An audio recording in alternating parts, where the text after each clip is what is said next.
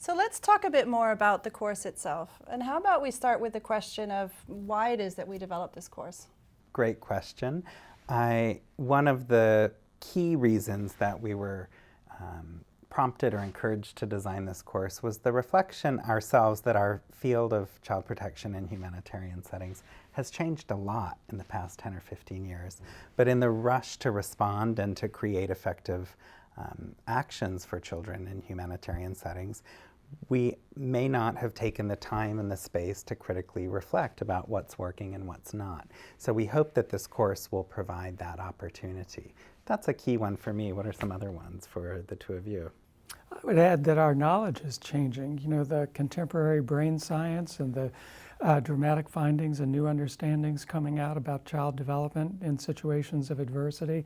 They give us new levers for intervention and for understanding and supporting children affected by humanitarian crises.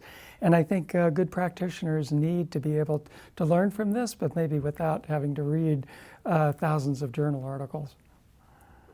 And how about you, Tina? So the course, we designed it thinking of child protection practitioners in humanitarian context, thinking about the challenges they're facing, drawing on our own experience in responding in these environments. So I think the primary audience, I would say, is the humanitarian child protection practitioner. As you mentioned, providing them with a space for critical reflection, to engage in critical thought and reflecting on practice and the challenges we're currently facing.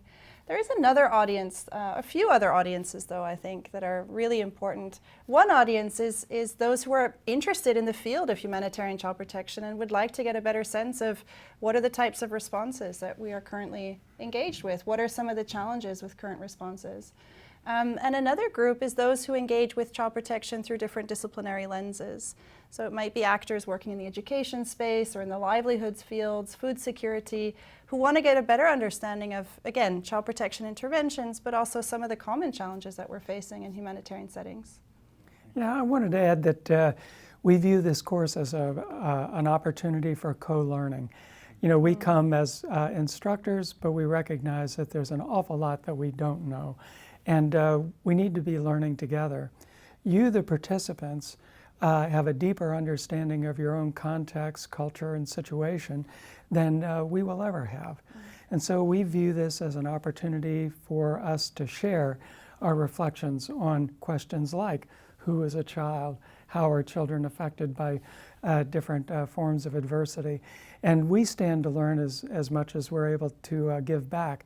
So we're going to actually build into spaces in this course opportunities for co-learning amongst you. It's not all just flowing from us.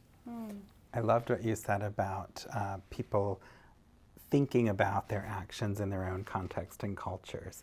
And that's one thing that I think is very special about our course, is that we have tried to highlight and done quite a bit of outreach to find examples of local practice in settings around the world.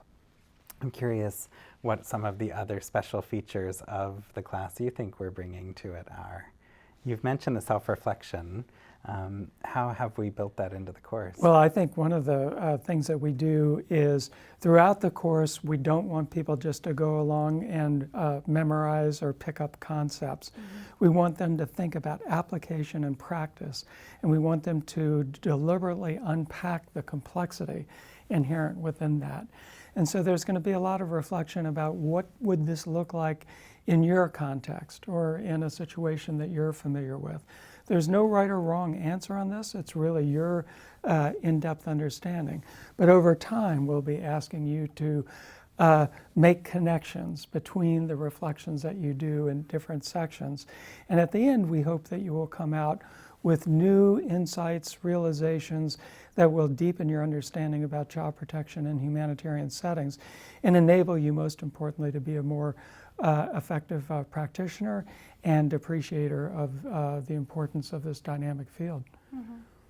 Yeah, so we've drawn on the journaling exercises that you've mentioned, the self-reflection. We've also included a variety of interviews we've had with child protection experts around the world, as you mentioned, Mark, in a variety of very different humanitarian contexts, but also developmental settings where we can learn from some of the challenges in current programming that have absolute relevance for the humanitarian response.